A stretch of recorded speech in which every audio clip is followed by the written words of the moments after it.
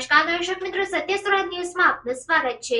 ભાભર મુકામે જૈન સાધ્વીજીની છેડતીનો પ્રયાસ કરવામાં આવતા ભાભર જૈન સમાજમાં રોષ જોવા મળ્યો।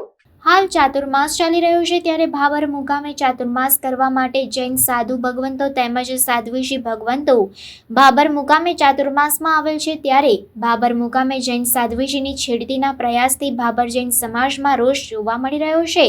ભાભરના રોલિયા નગર પાસે ખેતરમાં બપોરના સમયે સાધ્વીજી લઘુશંકા જવા ગયા હતા, તે દરમિયાન અચાનક અજાણ્યા બે શખ્સો આવી સાધ્વીજીની છેડતી કરવાનો પ્રયાસ કરતા સાધ્વીજી દ્વારા બૂમાબૂમ કરતા બંને શખ્સો નાસી છૂટ્યા હતા। બાદમાં સાધ્વીજી દ્વારા જૈન સંઘને આ વાત કરતા તાત્કાલિક જૈન સમાજના લોકો એકત્રિત થઈ ગયા હતા।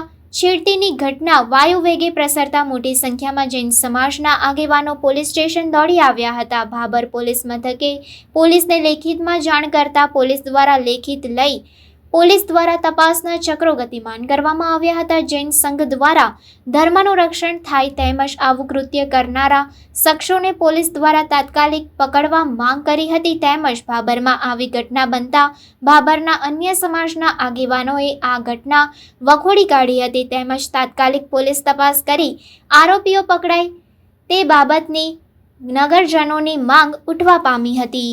બે જણા વોચ રાખીને એમની સાથે આવું કૃત્ય કરતા હોય તો એના ઉપરથી એવું નક્કી થાય છે કે આ રાજ્યની અંદર કે આ વિસ્તારની અંદર ધર્મ પણ સુરક્ષિત નથી।